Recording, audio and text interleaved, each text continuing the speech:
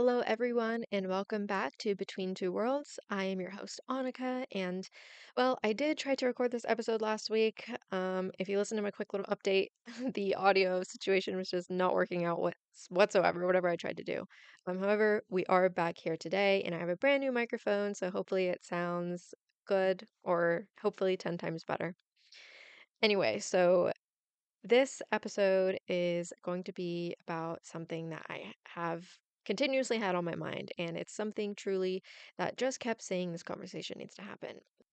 So, really, to put it simply, there has been a lot of tragedy that has happened around the world in the past few weeks. I know it happens all the time, but especially it's in our faces now more than ever when it comes to social media.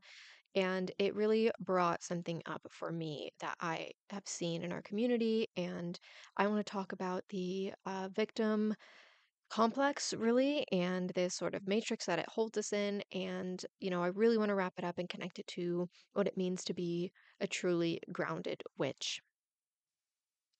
So, before I go on, I do want to let all of my listeners know that what I say here today is in no means to offend anyone, but I felt that it was significant enough to talk about. And really, even if I tried doing another topic this week, I just didn't really feel right skipping over this because it really has been weighing on me. And I think it's important for maybe someone else out there to hear this, whether it's about your environment or something very personal like family or friend dynamics within your own life. So, if you can listen and invite these words, these ideas, or really me venting or just yapping away, if anything, I hope that it triggers you to look inside yourself to eventually grow. And um, I just want to thank you for listening this week. And if this isn't the episode for you, then that is okay too. So really, I've been doing this work, this podcast, this community building, because I believe in the transformative power of authentic spiritual practice. And I believe that witchcraft at its best makes us more human, not less, more compassionate, not more cruel, and definitely more willing to see complexity and nuance and live within this paradox, not more eager to reduce people to enemies. So, really, with everything that has been happening and seeing the reactions from the community and just everyone around me, um, I began to ask these questions. Again, like, are we practicing the values that we claim to hold? Are we becoming the wise, grounded, earth connected people that we say that we want to be? Or are we just using spiritual language to dress up the same tribal hatreds that have really always divided human beings? So I do just want to say I'm not here to debate anything about, harm reduction or protecting marginalized communities or, why sometimes maybe violence is necessary. That's not this week's episode. I am not here to defend anyone's particular beliefs or positions or pretend that all ideas are equally harmless. I simply am here to talk about and hopefully let other people recognize and to ask questions about the patterns that we see. It's something much more fundamental to our spiritual practice. And the moment that we stop seeing each other as human beings, that that moment that we decide that someone's suffering or pain is cause for anything other than reflection, then I think we have a lot deeper questions to ask, right? So I'm recording this knowing that this will make some of you uncomfortable, but I invite the ones that it won't to please stay. So if you are still here and you're willing to sit with the discomfort and ask these hard questions about your own spiritual practice, let's talk about what it really means to walk this path with integrity. And let's talk about this victim consciousness first, because really, I think that lays the groundwork for it and how it's corrupting our magic personally. And then do want to talk about grounding and what it means for us as witches in, such a chaotic world or environment. So, one thing that has been very clear to me that I think needs to have a spotlight on it is that, witnessing the way that our community reacts to certain things sometimes isn't spiritual maturity. It is dressed up like it is, but it's not. It's not consciousness. It's not wise or grounded. in response of people who have done inner work. It is the victim consciousness masquerading as righteousness. And that's why I want to talk about it today. It is this spiritual bypassing dressed up maybe as activism, and particularly it's wounded people projecting their unhealed trauma onto the world through maybe events or their own platform and calling it discernment. And if we are going to call ourselves witches, if we are going to claim this lineage and these practices, then simply we need to do better. We need to face the shadow that we are protecting, and we need to understand how victim consciousness is keeping us spiritually enslaved. And we need to learn what it actually means to be grounded in a world that profits from our reactivity. Not even the world, but even other people who profit from this reactivity. And that's what this is about. It's the conversation that we can't avoid having, even though it might be uncomfortable. So first, I want to talk about is the that victim consciousness. I'm obviously not a professional, but to be quite honest, I've had plenty of examples in my own life that have allowed me to learn from this, and it affects everyone in some way, one time or another. This is just what I have learned. So there is no escaping it, but there is recognizing it and making those active changes when it does come up. And I truly think this victim matrix is real, and it's designed to keep you ungrounded, reactive, and really spiritually disempowered. And so, as witches, as conscious beings, we have to understand that staying in victim consciousness isn't just psychologically unhealthy, it's energetically feeding the very systems that we claim to oppose.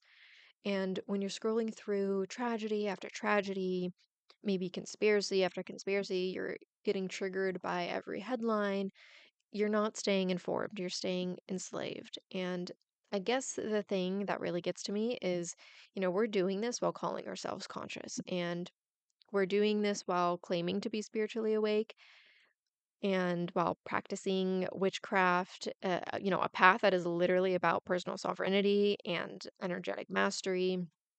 There's this huge contradiction, and I think we need to understand how victim consciousness is the antithesis of everything witchcraft is supposed to teach us. So the way I see it show up for those on the path of the craft is when, for example, something may happen, and however it fits your victim narrative, that is how it is molded and then projected back out into the world. This could look like maybe I knew this would happen because, or this proves that. I bet this is exactly what I've been saying because, all those kind of things that we tell ourselves and even maybe verbally say to other people in our own echo chambers.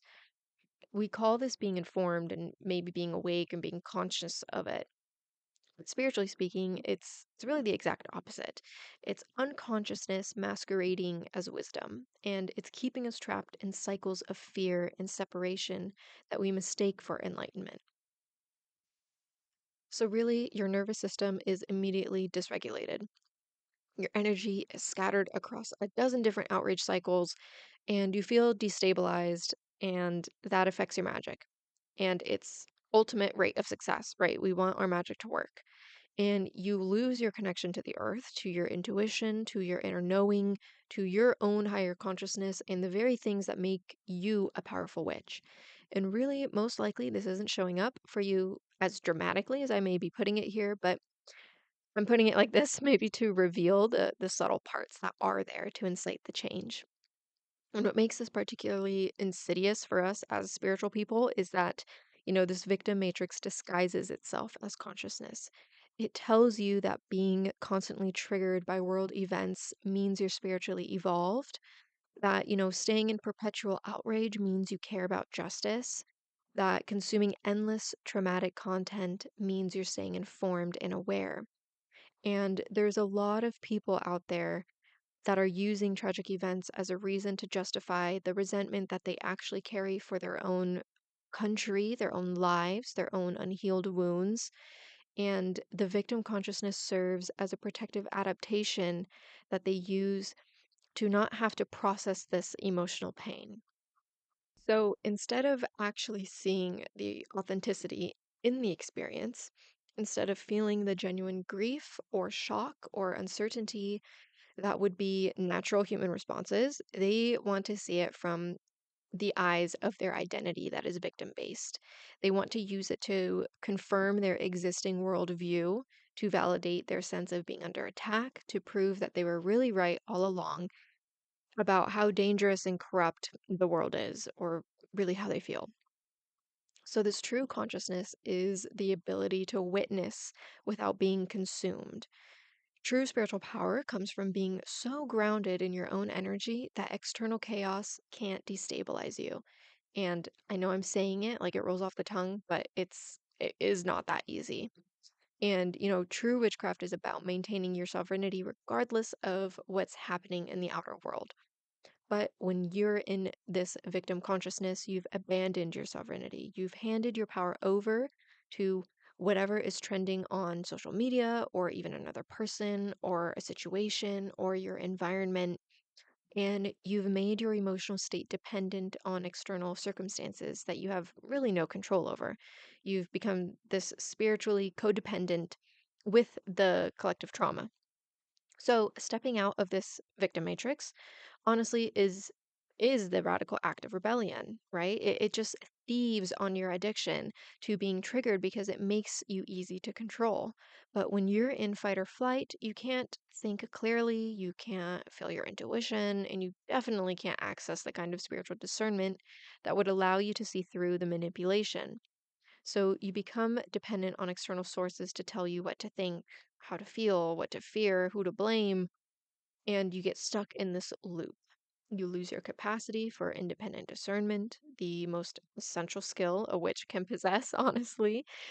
And instead of trusting your inner knowing, you're constantly looking outside yourself for validation of your fears, your anger, your sense of powerlessness. And you become spiritually codependent with this trauma, needing almost like your daily dose of outrage to feel alive or relevant or even righteous.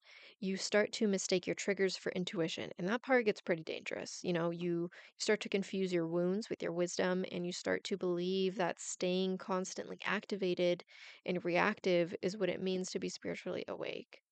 But when you refuse to be energetically hijacked by every crisis, when you maintain your grounding regardless of external chaos, when you choose to respond from center rather than your wound, then I think you become dangerous to the systems that depend on your disempowerment. And you become a witch who cannot be controlled in the best way possible. And really, I think this is what we've lost. And this is what we need to reclaim. This is why understanding victim consciousness isn't just personal development, it's essential to our spiritual practice because a witch who operates from this victim consciousness isn't really practicing witchcraft at all. It is spiritual bypassing. And let's think about the last time you heard about an event that got your attention. Maybe it was political, maybe it was social, maybe it was something that felt entirely personally threatening to you or your community. And maybe it was literally personal within your friend or family group. Then we need to pay attention to how you talked about it, either out loud or in your head. Um, those echo chambers again. You maybe surround yourself with things that you are saying to yourself or things you want to hear. And uh, be truthful here. Did you blame the external source? Like maybe they are doing this to us. They don't want us to know the truth. They. And really, we don't really know who they are, right? A lot of times when I really examine it, I realize I don't actually have real specific faces to put behind the they. It's this nebulous, shadowy force that sometimes or is really somehow responsible for everything wrong in my life or the situation that is going on within my world. And when I get honest about that, something interesting happens. This pattern, this need to have a mysterious them working against you, it's not actually about what's happening in the outer world. It's about something much deeper.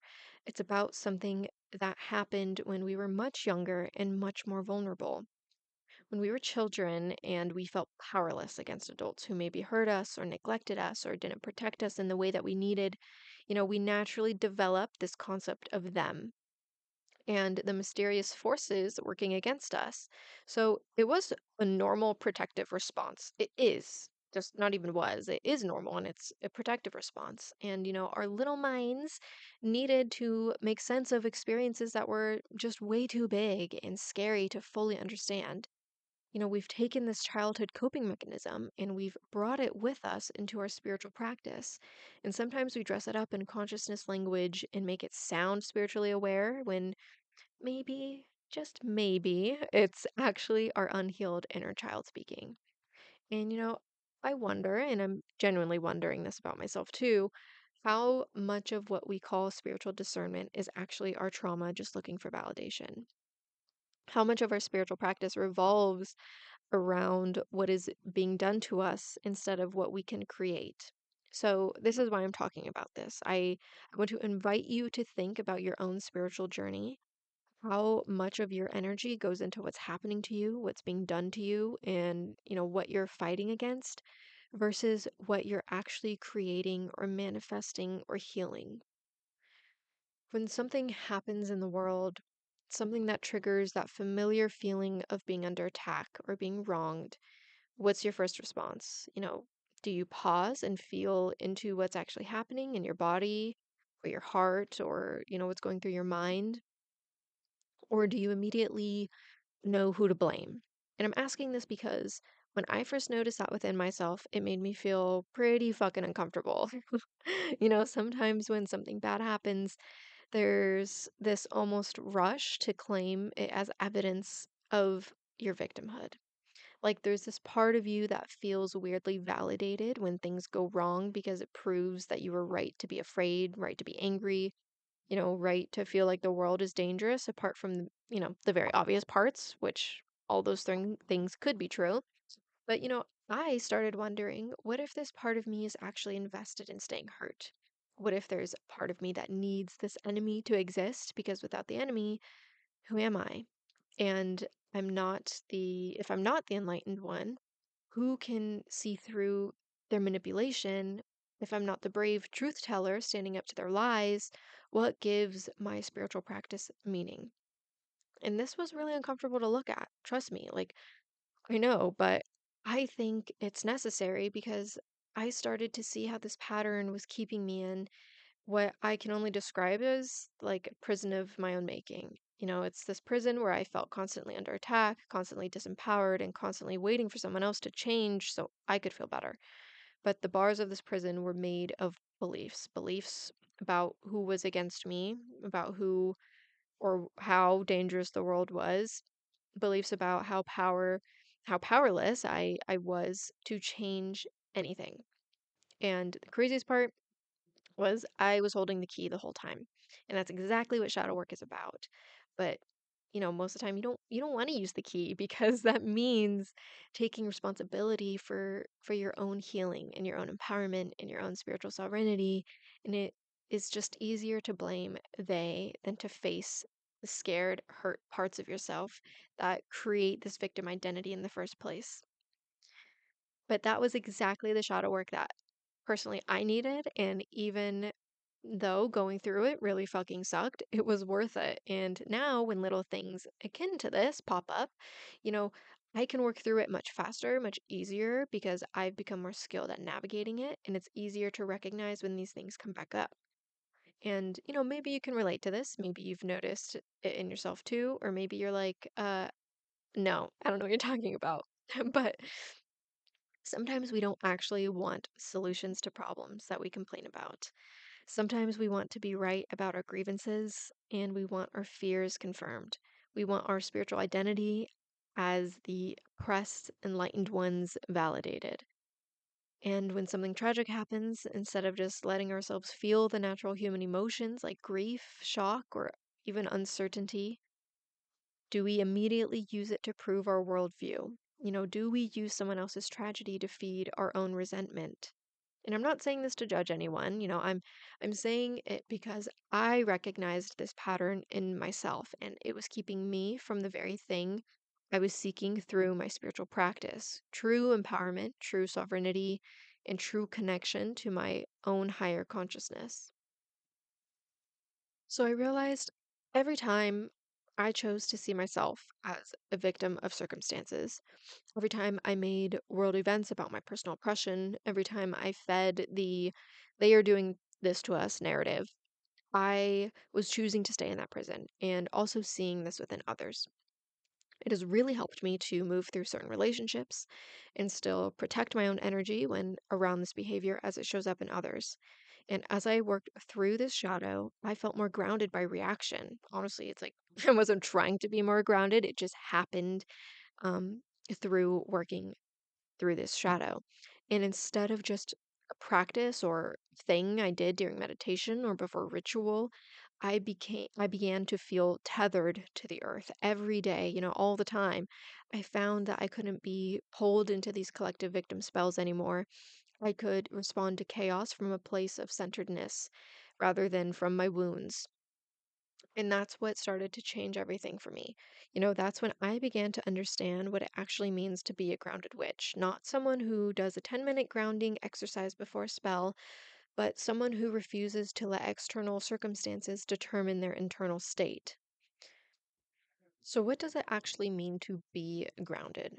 Most people think grounding is something you do for 10 minutes before a spell or ritual or when you're feeling anxious. And while, yes, that is true, you visualize roots going down to the earth, then you breathe for a few minutes, maybe touch a tree or hold a crystal, whatever helps you get grounded. And then you go back to your day and immediately get pulled back into whatever chaos is happening on your phone or around you. But over the years of my practice, this quote grounding meaning has changed dramatically.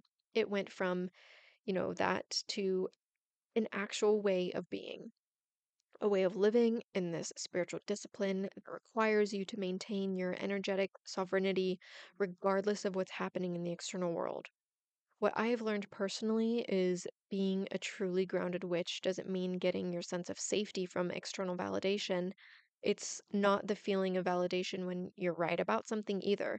It's the strength from the earth itself, from connection to source and the unshakable knowing that you are a sovereign being who cannot be spiritually enslaved unless you choose to be. And, think about what that means for a moment. What would it feel like to wake up each day knowing that no matter what happens in the outer world, your inner world remains yours?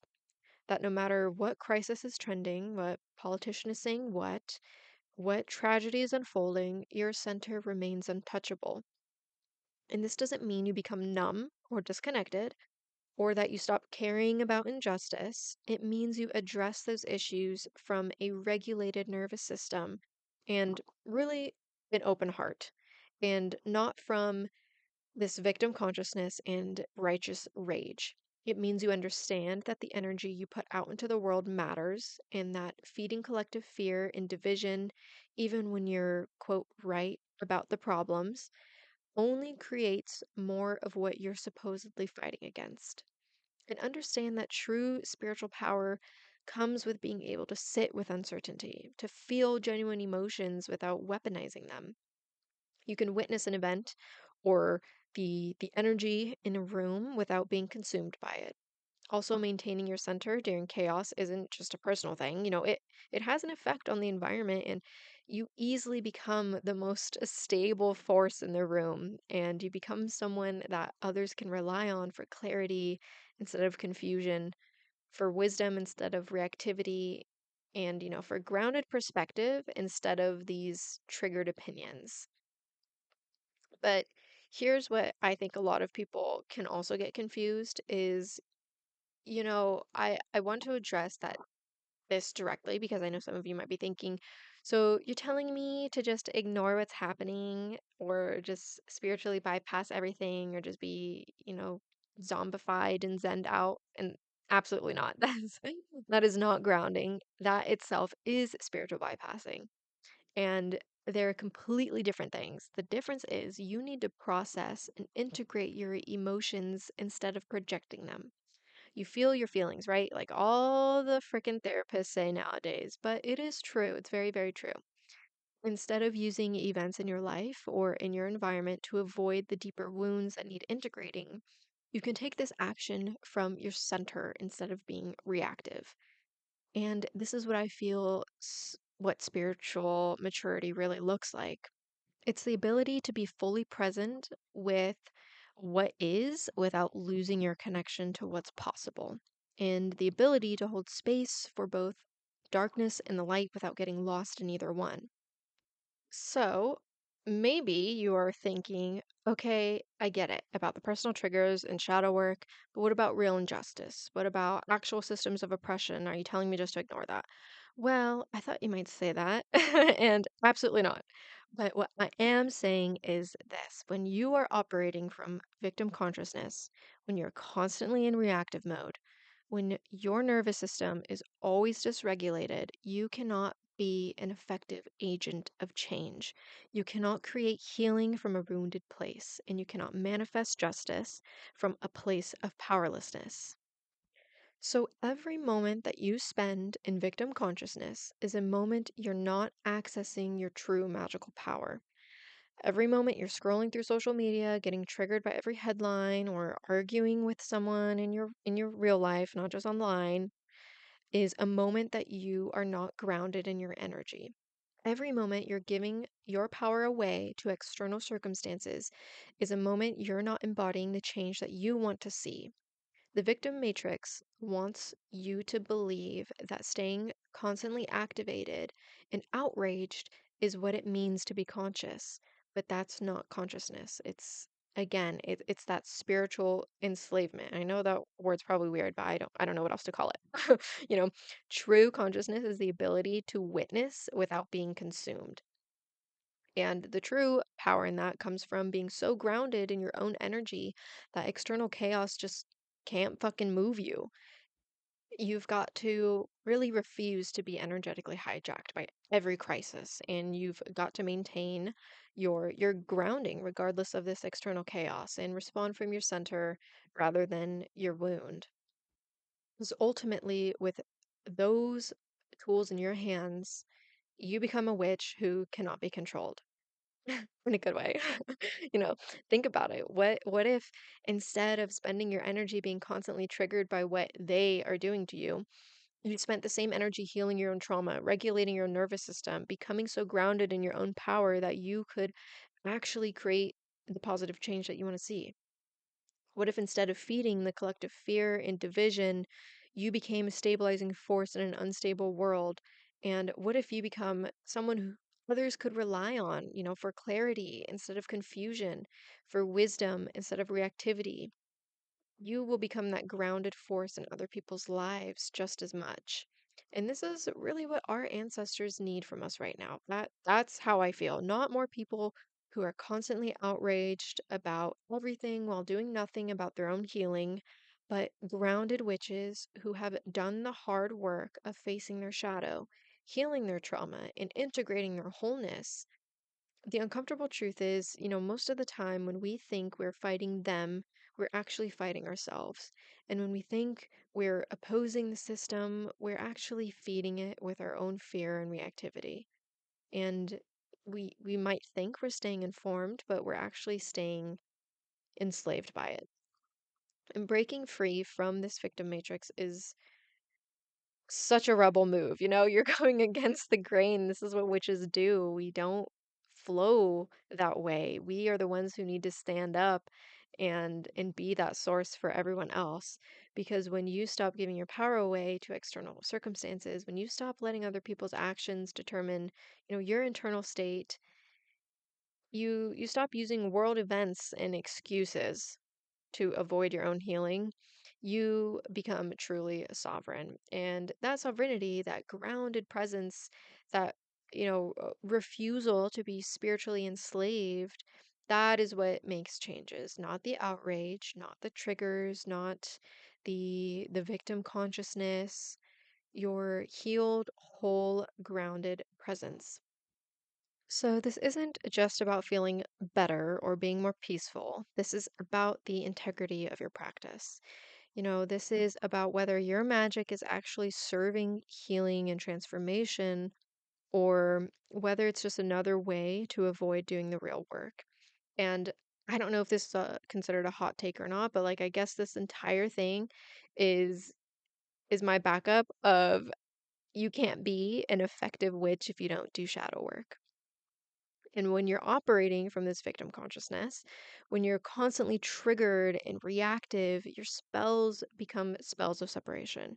Your rituals become, rituals of resentment, and your magic becomes about protection from them instead of connection to all that is. But when you're truly grounded, when you've done the work to face your shadow and heal your trauma, something beautiful happens. Your magic becomes this medicine. Your presence becomes a healing force, and your very being becomes an act of service to the world, to spirits, to nature. And I'm not saying, that you will heal from your trauma. That's not true either, because the work never ends. And even if you work through certain shadows, they find a way to creep back up, but you now have the tools and you know how to navigate through them and integrate them much faster and more effectively. And, I really like to think about the witches who came before us, not the romanticized versions that we all see in the movies, but the real women and men who held wisdom in healing in times of chaos. They weren't scrolling through social media, getting triggered by every crisis. They didn't even have social media, but the the daily paper boy, they weren't organizing their entire identity around what they were doing to them. They were the ones that people came to when everything else fell apart. And they were the steady presence, the grounded wisdom, the ones who could hold space for healing even in darkest times. And that's what real witchcraft looks like, at least to me. That's what we're being called to embody. And really, what I want you to hear is this work that we've been talking about all day, facing your shadow, healing your trauma, stepping out of victim consciousness. This isn't separate from your magical practice. This is your magical practice. So, as you go forward, as you continue on this path, I want you to remember that every moment is an opportunity to choose consciousness over reactivity. And every trigger is a doorway to deeper wisdom. Every challenge is a chance to embody this grounded, sovereign, magical being that you came here to be. The world doesn't need more witches who are constantly outraged and triggered. God fucking knows that would be absolutely horrible, right? We have enough issues within our own community of people going after each other. And the world doesn't need more of that. The world needs witches who are so grounded in their own power that they become beacons of stability in chaotic times. Witches who can hold space for transformation, even when, especially when everything around them is falling apart, and ones where we all have each other's backs. So, finally, I feel like I'm done ranting. I don't want to keep going on and on because I feel like I'm just going to repeat myself, but I do just want to thank you for being here, for listening, for being willing to look at these uncomfortable truths with me. Um, this was a little bit of a short one and it was more of a rant, but I hope everyone will join me back next time for a more exciting topic. Again, wherever you are in the world, I hope you have a wonderful morning, day, or night.